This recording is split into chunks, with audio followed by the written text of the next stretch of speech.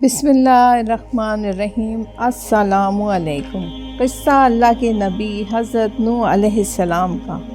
حضرت نوح علیہ السلام کی بعثت سے پہلے تمام قوم اللہ کی توحید اور صحیح مذہبی روشنی سے یکسر ناشنا ہو چکی تھی، اور حقیقی اللہ کی جگہ خود ساختہ بتوں نے لے لی تھی۔ غیر اللہ کی پرستش اور اصنام پرستی ان کا شعار تھا، دعوت و تبلیغ اور قوم کی نافرمانی۔ آخر سنت اللہ کے مطابق ان کے رشد و ہدایت کے لیے بھی انہی میں سے ایک ہادی اور اللہ کے سچے رسول حضرت نوح علیہ السلام کو مبعوث کیا گیا۔ حضرت نوح علیہ السلام نے اپنی قوم کو رائے حق کی طرف پکارا اور سچے مذہب کی دعوت دی، لیکن قوم نے نہ مانا اور نفرت و حقارت کے ساتھ انکار پر اصرار کیا۔ امرا اور امیر قوم نے ان کی تکذیب و تخیر کا کوئی پہلو نہیں چھوڑا، اور ان کے پیروکاروں نے انہی کی تخلیل و پیروی کر ثبوت میں ہر قسم کی تذلیل اور توہین کے طریقوں کو حضرت نوح علیہ السلام پر آزمایا۔ انہوں نے اس بات پر تعجب کا اظہار کیا کہ جس کو نہ ہم پر دولت و ثروت میں برتری حاصل ہے اور نہ وہ انسانیت کے رتبے سے بلند فرشتہ ہیکل ہے، اس کو کیا حق ہے کہ وہ ہمارا پیشوا بنے اور ہم اس کے احکام کی تعمیر کریں۔ وہ غریب اور کمزور افراد قوم کو جب حضرت نوح علیہ السلام کا تابع اور پیرو دیکھتے تو مغرورانہ انداز میں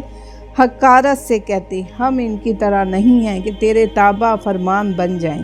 اور تجھ کو اپنا مقتدا مان لیں۔ وہ سمجھتے تھے کہ یہ کمزور اور پست لوگ حضرت نوح علیہ السلام کے اندھے مقلد ہیں، نہ یہ ذی رائے ہیں کہ ہماری طرح اپنی جانچیں پرکھی رائے سے کام لیتے، اور نہ ہی ذی شعور ہیں کہ حقیقت حال کو سمجھ لیتے، اور اگر وہ حضرت نوح علیہ السلام کی بات کی طرف کبھی توجہ بھی دیتے تو ان سے اصرار سنیں گے کہ ہم کو ان سے گھن آتی ہے، ہم اور یہ ایک جگہ نہیں بیٹھ سکتے۔ حضرت نوح علیہ السلام اس کا ایک ہی جواب دیتے کہ ایسا کبھی نہیں ہوگا، کیونکہ یہ اللہ کے مخلص بندے ہیں۔ اگر میں ان کے ساتھ ایسا معاملہ کروں جس کے تم خواہش مند ہو تو اللہ کے عذاب سے میرے لیے کوئی جائے پناہ نہیں ہے۔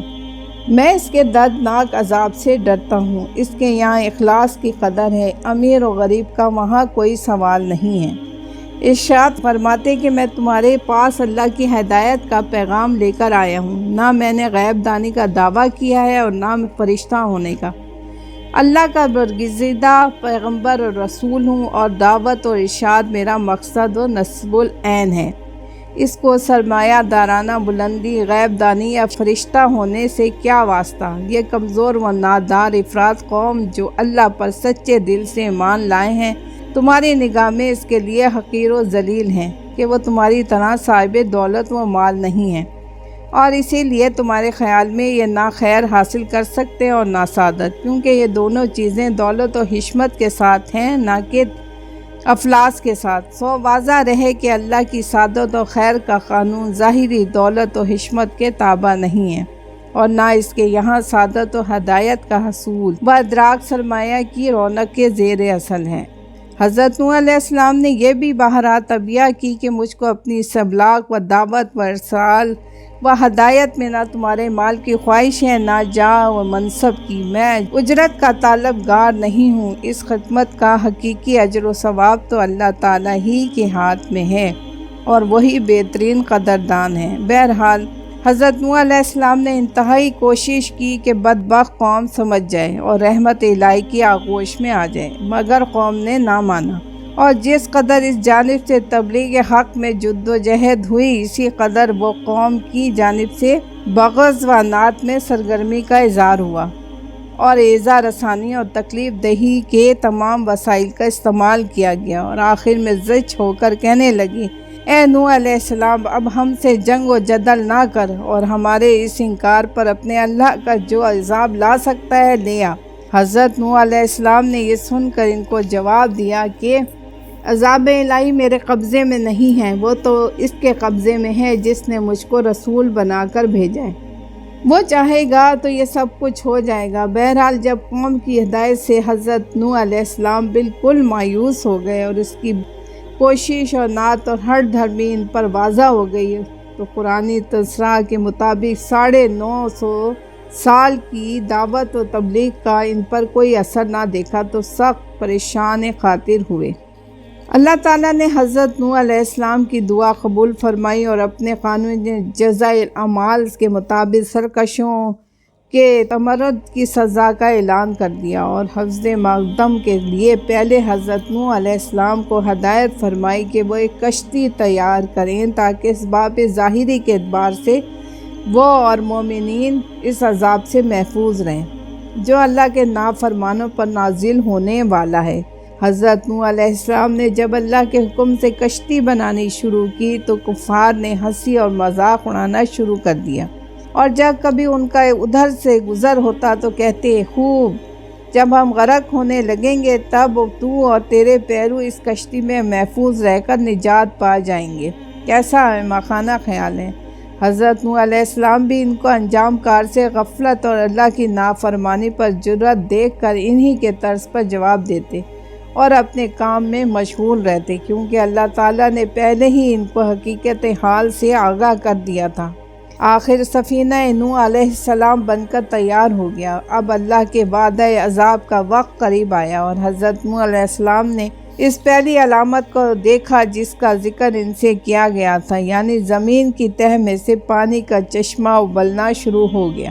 تب وحی الہی نے ان کو حکم سنایا کہ کشتی میں اپنے خاندان کو بیٹھنے کا حکم دو اور تمام جانداروں میں سے ہر ایک کا ایک جوڑا بھی کشتی میں سوار ہو، اور وہ مختصر جماعت تقریباً 40 افراد بھی جو تجھ پر ایمان لا چکی ہے کشتی میں سوار ہو جائیں۔ جب وحی الہی کی تعمیل پوری ہو گئی تو آسمان کو حکم ہوا کہ پانی برسنا شروع ہوا، اور زمین کے چشموں کو امر کیا گیا کہ وہ پوری طرح ابل پڑیں۔ اللہ کے حکم سے جب یہ سب کچھ ہوتا رہا تو کشتی بھی اس کی حفاظت میں پانی پر ایک مدت تک محفوظ تیرتی رہی۔ تمام منکرین غرق آب ہو گئے اور اللہ تعالیٰ کے قانون جزائے اعمال کے مطابق اپنے کفیر اقتدار کو پہنچ گئے۔ اس مقام پر ایک مسئلہ خاص طور پر قابل توجہ ہے۔ حضرت نوح علیہ السلام نے طوفانی عذاب کے وقت اللہ تعالیٰ سے اپنے بیٹے کی نجات کے متعلق سفارش کی، اور اللہ تعالیٰ نے ان کو اس سفارش سے روک دیا۔ حضرت نوح علیہ السلام سے اللہ کا وعدہ تھا کہ وہ ان کے اہل کو نجات دے گا، اس لیے حضرت نوح علیہ السلام نے اپنے بیٹے کنعان کے لیے دعا مانگی، جس پر رب العالمین کی جانب سے عطاب ہوا کہ تم کو جس شے کا علم نہ ہو اس کے متعلق اس طرح سے سوال کرنے کا حق نہیں ہے۔ اس پر حضرت نوح علیہ السلام نے اللہ تعالیٰ سے مغفرت اور رحمت طلب کی، اور اس کی جانب سے بھی خواہش کے مطابق جواب ملا۔ حضرت نوح علیہ السلام سے اللہ تعالیٰ نے یہ فرمایا تھا کہ تم اپنی اس کشتی میں جو اہل نجات کے لیے تیار کی گئی ہے اپنے اہل کو بٹھاؤ، لیکن تمہارا پورا کنبہ نجات یافتہ نہیں ہے، بلکہ بعض ایسے بھی ہیں جن پر اللہ کے عذاب کا فیصلہ ہو چکا ہے۔ چونکہ حضرت نوح علیہ السلام اپنی بیوی کے سابقہ کافرانہ عقائد و اعمال کی بنا پر اس بات سے مایوس ہو چکے تھے کہ وہ اللہ برحق پر ایمان لائے گی اور توحید کی آواز پر لبیک کہے گی، اس لیے اس کا مقصد صرف اسی کو سمجھے اور بیٹی کی محبت میں خیال کرتے ہوئے کہ یہ نوعمر ہے، شاید کشتی میں مومنین کی صحبت سے فائدہ اٹھا کر ایمان لے آئے اور کافروں کی مجالس کے اثرات کو ختم کر دیں۔ اللہ تعالیٰ کے ارشاد سے فائدہ اٹھاتے ہوئے انہوں نے بارگاہ الہی میں کنعان کی نجات کی دعا کی، مگر اللہ تعالیٰ کو اپنے جلیل القدر پیغمبر کا یہ قیاس پسند نہ آیا، اور ان کو تنبیہ کی کہ جو ہستی اللہ کی وحی سے ہر وقت مستفیض ہوتی رہتی ہو، اس کو جذبہ محبت پدری میں اس قدر سرشار نہیں ہو جانا چاہیے کہ وحی الہی کا انتظار کیے بغیر خود ہی قیاس آرائی کر کے انجام تک کا فیصلہ کر بیٹھے۔ حالانکہ وعدہ نجات صرف مومنین کے لیے مخصوص ہے اور کنعان کافروں کے ساتھ کافر ہی رہے گا۔ بہرحال حضرت نوح علیہ السلام کے سامنے یہ حقیقت آشکار ہو گئی کہ وعدہ نجات کا منشا نسل و خاندان نہیں ہے بلکہ ایمان اللہ ہے، اس لیے انہوں نے اپنا رخ بدل کر کنعان کو مخاطب کیا اور اپنا منصب دعوت ادا کرتے ہوئے چاہا کہ وہ بھی مومن بن کر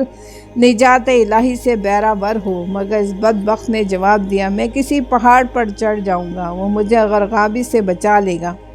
حضرت نوح علیہ السلام نے یہ سن کر فرمایا، آج کوئی اللہ کے حکم سے بچانے والا نہیں ہے، صرف وہی بچے گا جس پر اللہ کا رحم ہو جائے۔